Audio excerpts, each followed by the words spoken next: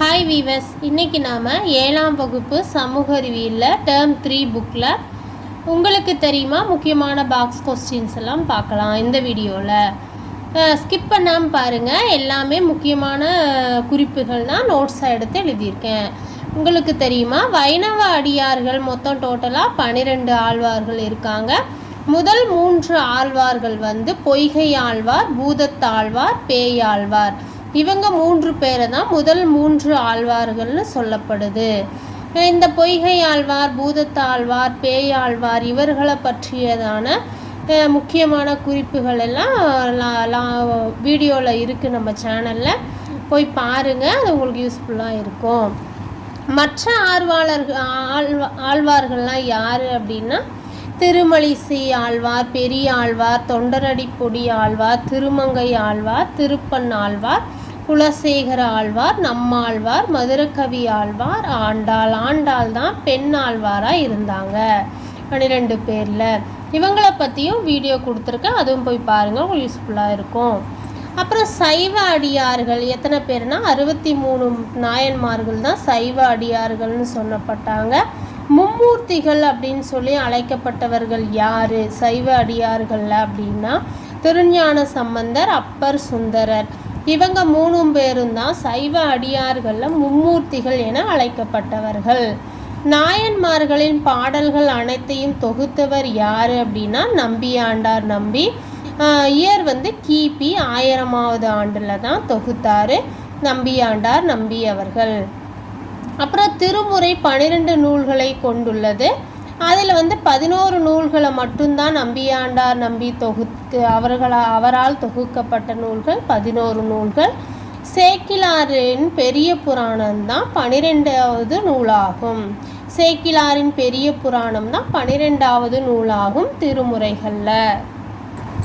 அப்புறம் ஆதிசங்கரர் அல்லது சங்கராச்சாரியார் கிபி 700லேருந்து 750 வரையும் அத்வைதம் எனும் தத்துவத்தை போதித்தார். அப்புறம் ராமானுஜர் 11ஆம் நூற்றாண்டில் வைணவ திருத்தொண்டர், வைணவ சிந்தனையாளர் அப்படின்னு அழைக்கப்பட்டவர் ராமானுஜர். சூப்பியிசம் அப்படிங்கிறது சூப்பி எனும் சூப் எனும் சொல்லிலிருந்து தோன்றியது.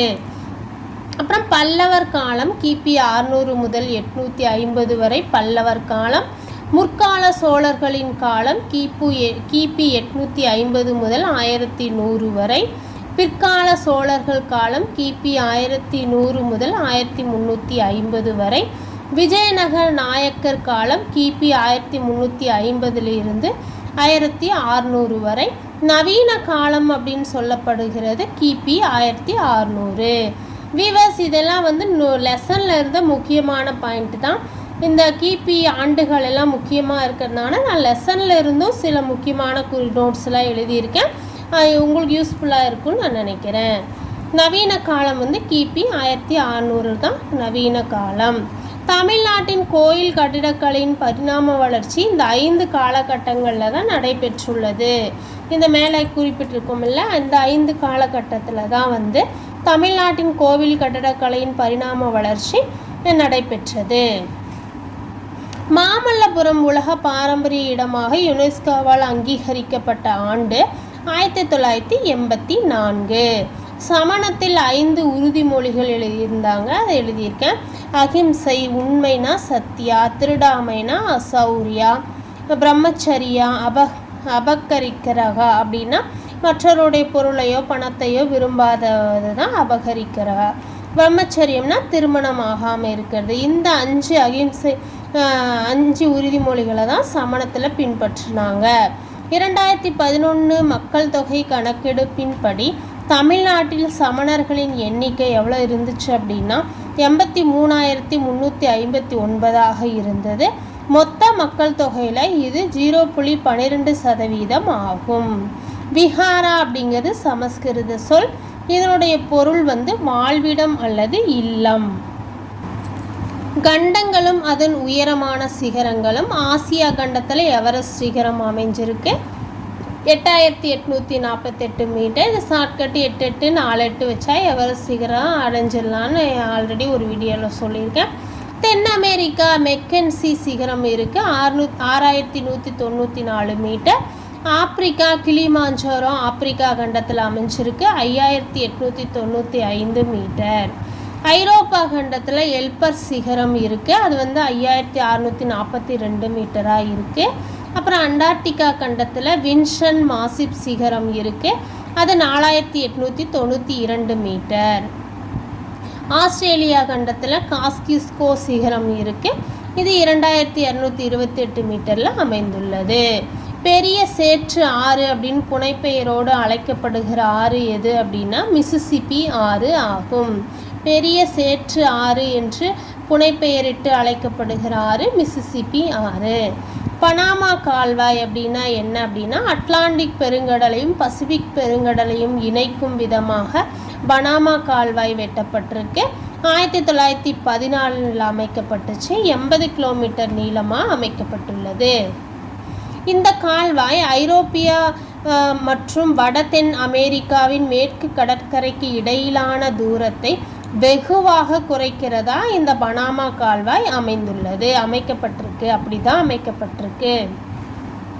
மத்திய அமெரிக்காவுடன் இணைந்து தென் அமெரிக்கா ரெண்டு சேர்ந்து லத்தீன் அமெரிக்கா என அழைக்கப்படுகிறது. மத்திய அமெரிக்காவுடன் இணைந்து தென் அமெரிக்காவை எப்படி அழைக்கிறாங்கன்னா லத்தீன் அமெரிக்கா என அழைக்கப்படுகிறது. பூமத்திய ரேகை வெப்பச்சலனமலை. பூமத்திய ரேகையில் வெப்பச்சலனமலை தினமும் மாலை 4 மணிக்கு நிகழ்கிறது. அதனால தான் அதை வந்து 4 மணி கடிகார மலை என அழைக்கப்படுகிறது. அமேசான் வந்து தென் அமெரிக்காவின் மிகப்பெரிய நதியாக அமேசான் நதி இருக்கு.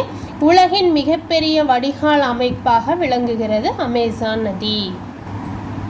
நில வரைபடம் வந்து ஆரம்ப காலங்களில் காகித தோல், அதாவது விலங்குகளின் தோல், பாப்ரஸ் துணிகள், ஈர நிலம் மற்றும் களிமண் பலகைகளை கொண்டு தான் ஆரம்ப காலத்தில் நில வரைபடங்களை தயாரித்தாங்க. அப்புறம் நில வரைபடத்தை உருவாக்கும் அறிவியல் என்பது கார்ட்டோகிராஃபி எனப்பட்டது. நில வரைபடத்தை உருவாக்கும் அறிவியல் என்பது கார்ட்டோகிராஃபி. கார்ட்டே அப்படிங்கிறது நில வரைபடம், கிராஃபிக்குங்கிறது வரைதல். சுனாமி அப்படிங்கிறது ஜப்பானிய சொல். சு அப்படின்னா துறைமுகம், நாமினா அலைகள் என்று பொருள்படும். முதல் பெண்கள் பள்ளியின் முதல் பெண் ஆசிரியர் யாருன்னா சாவித்திரிபாய் பூலே அவர்கள். பெண்களுக்கான முதல் பள்ளியை 1848ஆம் ஆண்டு தொடங்கியவர்கள் யாருன்னா சாவித்திரிபாய் பூலே, அவருடைய கணவர் ஜோதிராவ் பூலே. இவங்க 2 பேரும் தான் 1848 பூனேல முதல் பெண்களுக்கான பள்ளியை தொடங்கினாங்க. முதல் பெண் ஆசிரியர் சாவித்திரிபாய் பூலே அவர்கள். முதல் பெண்கள் முக்கியமான பெண்கள்லாம் கொடுத்துருந்தாங்க, இதை எழுதியிருக்கேன். முதல் பிரதம மந்திரி சிரிமாவோ பண்டாரநாயக், இலங்கை.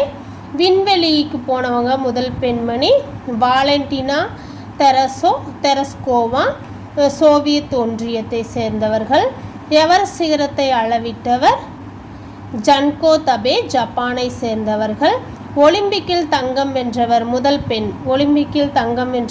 பெண் சார்லோட் கூப்பர், இங்கிலாந்து நாட்டை சேர்ந்தவர்.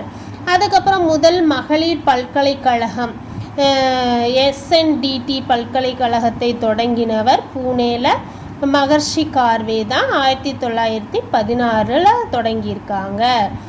மத்திய அமைச்சரவையில் பதவி வகித்த முதல் பெண் யார் அப்படின்னா விஜயலட்சுமி பண்டித் அவர்கள். மத்திய வெளியுறவு அமைச்சர் பதவியில் முதல் பெண் வந்து சுஷ்மா ஸ்வராஜ் தான். மத்திய வெளியுறவு அமைச்சர் பதவி வகித்த முதல் பெண் ஆவார். முதல் இளம் வயது அமைச்சர் யாருன்னா சுஷ்மா ஸ்வராஜ் தான். அவங்க 25 வயதிலேயே வந்து அமைச்சராக ஹரியானால அமர்த்தப்பட்டாங்க, அமைச்சராக இருந்தாங்க. அதுதான் முதல் இளம் வயது அமைச்சர் சுஷ்மா ஸ்வராஜ்.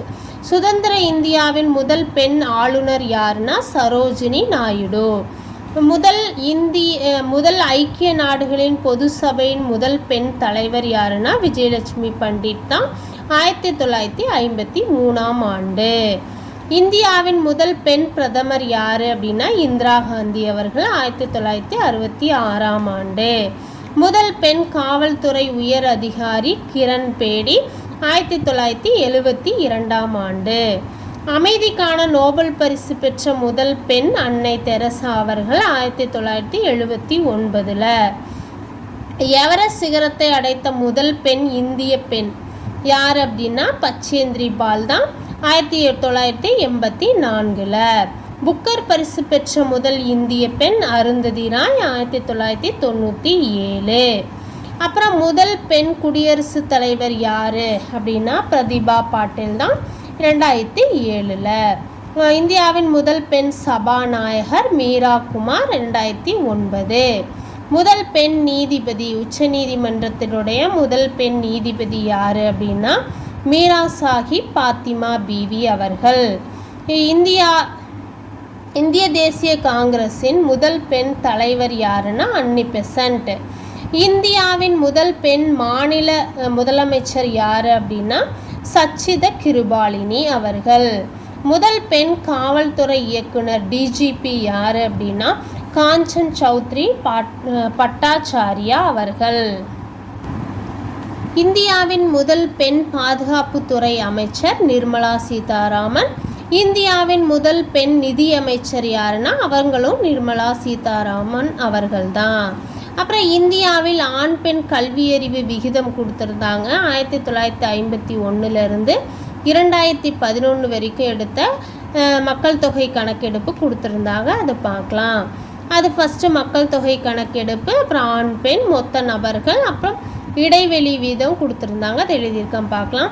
ஃபஸ்ட்டு 1959 18.33 மொத்த நபர்கள், அதில் ஆண்கள் 27.16, பெண்கள் 8.86. இவங்களுக்கு இடையான இடைவெளி வீதம் 1951 18.30 இருந்தது. இதெல்லாம் பார்த்துக்கோங்க. 61 இடைவெளி விகிதம் 25.05. 1971 டோட்டலாக 34.45, ஆண்கள் 45.96, பெண்கள் 21.97, டோட்டலாக 23.98 தான் இடைவெளி விகிதம். அதே போல் 2011 வரைக்கும் பார்த்தோம்னா 74.04 தான் மொத்த நபர்கள். 2011 மக்கள் தொகை கணக்கெடுப்பின்படி கல்வியறிவு விகிதத்தில் 2011 74.04, அதில் ஆண்கள் 82.14, பெண்கள் 65.46. மொத்தம் இவர்களுக்கு இடைவெளி வீதம் இவர்களுக்கு இடைவெளி வீதம் எவ்வளோன்னா 16.68. இது கூட ஒரு டைமு குரூப் 4 டிஎன்பிஎஸ்சியில் கேட்ட கொஸ்டின் தான். இது நல்லா பார்த்துக்கோங்க. அப்புறம் அடிப்படையான நுகர்வோர் உரிமைகள் என்னென்ன அப்படின்னா 8 அடிப்படை நுகர்வோர் உரிமைகள் இருக்குது. அது என்னென்ன அப்படின்னா ஃபஸ்ட்டு அடிப்படை தேவைக்கான உரிமை, பாதுகாப்புக்கான உரிமை, தகவல் அறியும் உரிமை, தேர்ந்தெடுக்கும் உரிமை, அப்புறம் பிரதிநிதித்துவ உரிமை, குறை தீர்க்கும் உரிமை, நுகர்வோர் கல்வி மற்றும் உரிமை, தூய்மையான சுற்றுப்புற சூழலை பெறுவதற்கான உரிமை. இந்த 8 உரிமைகள் தான் நுகர்வோருக்கான அடிப்படை உரிமைகளாக இருக்கிறது. வீவர்ஸ், இந்த வீடியோவில் உண்மையாகவே சொல்கிறேன், இந்த வீடியோவில் எல்லாம் இம்பார்ட்டண்டான கொஸ்டின் தான். நுகர்வோர் பற்றி புக்கில் இருந்து அந்த லெசனில் இருந்தும் நிறையா நோட்ஸ் எடுத்து எழுதியிருக்கேன். எல்லாமே இம்பார்ட்டண்ட்டாக இது ஸ்கிப் பண்ணாமல் பாருங்கள், அப்போ தான் உங்களுக்கு யூஸ்ஃபுல்லாக இருக்கும். இந்தியாவில் தொலைத்தொடர்பு ஒழுங்குமுறை ஆணையம் TRAI, ஆயுள் காப்பீட்டு ஒழுங்குமுறை மற்றும் இந்தியாவின் மேம்பாட்டு ஆணையம் அப்படின்னு சொல்லப்படுறது IRDAI. நுகர்வோர் பாதுகாப்பு சட்டம் ஃபஸ்ட்டு கொண்டு வந்த ஆண்டு 1986. இதுவும் ஒரு டைம் டிஎன்பிஎஸ்சியில் கேட்ட கொஸ்டின் தான். இந்த சட்டம் அக்டோபர் 1986 பாராளுமன்றத்தால் நிறைவேற்றப்பட்டது. அதுக்கப்புறம் 1986 டிசம்பர் 24 தான் முதல் தான் இந்தியாவில் நடைமுறைக்கு வந்தது. 1986 டிசம்பர் 24 முதல். இது நல்லா நோட் பண்ணிக்கோங்க. நுகர்வோர் பாதுகாப்பு சட்டம் அப்படின்னு சொல்லப்படுறது எது அப்படின்னா நுகர்வோருக்கான மகா சாசனம் என்று அழைக்கப்படுகிறது. இது ஒரு டைம் டிஎன்பிஎஸ்சியில் கேட்டிருக்காங்க. நுகர்வோர் பாதுகாப்பு சட்டம் அப்படின்னு சொல்கிற அந்த சட்டம் நுகர்வோருக்கான மகா சாசனம் என அழைக்கப்படுகிறது. நுகர்வோர் குறை தீர்க்கும் முகவர் இருக்காங்க, அது தேசிய நுகர்வோர் குறை தீர் ஆணையம் NCDRC. இது மத்திய அரசால் நிறுவப்பட்டது. இது நிறுவப்பட்ட ஆண்டு 1988. தேசிய நுகர்வோர் குறைதீர் ஆணையம் 1988 தான் உருவாக்கப்பட்டது, நிறுவப்பட்டது. இது மத்திய அரசால் நிறுவப்பட்டது. இது மத்திய நுகர்வோர் நீதிமன்றம் ஆகும். வீவர்ஸ், இந்த வீடியோ நல்லா இந்த கொஸ்டின்ஸ் எல்லாம் நல்லா பார்த்துக்கோங்க. லாஸ்ட்டாக அந்த வீடியோ எண்டில் ஒரு கொஸ்டின் கொடுக்குறேன். அதுக்கான ஆன்சரை வந்து நீங்கள் கமெண்ட் பாக்ஸில் கமெண்ட் பண்ணுங்கள். உங்களுக்கு ரிவிஷன் யூஸாக இருக்கும்னு நினைக்கிறேன். தேசிய நுகர்வோர் குறைதீர் ஆணையம் 1988 மத்திய அரசால் நிறுவப்பட்டது. இது வந்து 1 கோடி ரூபாய்க்கும் அதிகமான மதிப்புள்ள நுகர்வோர் குறைகளை தீர்க்க முயல்கிறது தான் தேசிய நுகர்வோர் குறைதீர் ஆணையம். இது மத்திய நுகர்வோர் நீதிமன்றமாகும். மாநில நுகர்வோர் குறைதீர் ஆணையம் இருக்குது, SCDRC. அது மாநில அரசால் நிறுவப்பட்டது. இது 1 கோடி ரூபாய்க்கும் குறைவான நுகர்வோர் குறைகளை மாநில அளவிலாக தீர்க்கும் நீதிமன்றமாக மாநில நுகர்வோர் குறைதீர் ஆணையம் அமைக்கப்பட்டிருக்கு. அப்புறம் மாவட்ட நுகர்வோர் குறைதீர் ஆணையம் DCDRC. இது மாநில அரசால் தான் இது நிறுவப்படுகிறது. இது மாவட்ட நுகர்வோர் அதுக்கப்புறம் இது மாவட்ட நுகர்வோர் குறைதீர் மன்றம் எனவும் அழைக்கப்படுகிறது. எதுன்னா மாவட்ட நுகர்வோர் குறைதீர் ஆணையம், மாவட்ட நுகர்வோர் குறைதீர் மன்றம் எனவும் அழைக்கப்படுகிறது. இது வந்து 20 லட்சத்து மதிப்புள்ள அளவிலான குறைகளை தீர்க்கும் மாவட்ட நீதிமன்றமாக இருக்கிறது. நுகர்வோர் பாதுகாப்பு சட்டம் 2019 மறுபடியும் கொண்டு வந்தாங்க. அது இந்திய பாராளுமன்றத்தில் ஆகஸ்ட் 2019 ஒரு மைல்கல் என அழைக்கப்படும் நுகர்வோர் பாதுகாப்பு மசோதா 2019 நிறைவேற்றப்பட்டுச்சு. அது நவீன தொழில்நுட்பத்தோடு அமைக்கப்பட்டிருக்கு. மத்திய அரசு அறிவிக்கும் தேதியிலிருந்து தான் இந்த சட்டம் நடைமுறைக்கு வரும். புதிய நுகர்வோர் பாதுகாப்பு சட்டம் 30 வருடங்களுக்கு மேலாக சட்டமாகும். 30 வருடங்களுக்கு மேலான சட்டமாகும். எது? புதிய நுகர்வோர் பாதுகாப்பு சட்டம். பழைய நுகர்வோர் பாதுகாப்பு சட்டம் தெரியும், 1986 மாற்றங்களை வந்தது. அதில் மாற்றங்களை ஏற்படுத்த முயல்கிறது தான் இப்போ 2019 கொண்டு வந்த நுகர்வோர் பாதுகாப்பு சட்டம். குழப்பிக்காதீங்க, நல்லா பார்த்துக்கோங்க. முக்கியமான சட்டங்கள் எல்லாம் கொடுத்துருந்தாங்க, அதை எழுதியிருக்கேன். நுகர்வோர் பாதுகாப்பு சட்டம் 1986 தான் ஃபஸ்ட்டு கொண்டு வந்தாங்க. சட்ட அளவீட்டு சட்டம் 2009. இதுவும் ஒரு டைம் டிஎன்பிஎஸ்சியில் கேட்ட கொஸ்டின் தான். இந்திய தர நிர்ணய பணியகம் 1986. அத்தியாவசிய பொருட்கள் சட்டம் கொண்டு வரப்பட்ட ஆண்டு 1955. கருப்பு சந்தைப்படுத்துதல் தடுப்பு மற்றும் அத்தியாவசிய பொருட்களின் பராமரிப்பு பொருட்களின் சட்டம் கொண்டு வரப்பட்ட ஆண்டு 1980. ரக்ஷா அப்படிங்கிறது ஒரு தானியங்கி கருவி. இந்த ரக்ஷாங்கிறது வாகனங்களில் பொருத்தப்படுகிற ஒரு தானியங்கி கருவி தான். அது வந்து வாகனங்களுடைய எந்த கண்டிஷனில் இருக்குது அப்படிங்கிறத தெரிவிக்கிற கருவியாக அது இருக்குது. வரிகள் அப்படிங்கிறத பற்றி கூற்றுகள் 2 பேர் சொல்கிறது கொடுத்துருந்தாங்க. அது என்னென்னா இயற்றலும் ஈட்டலும் காத்தலும் காத்த வகுத்தலும் வல்லத்தரசு அப்படிங்கிற திருவள்ளுவர் வரிகளை பற்றி சொல்லியிருக்காரு இந்த குறளில்.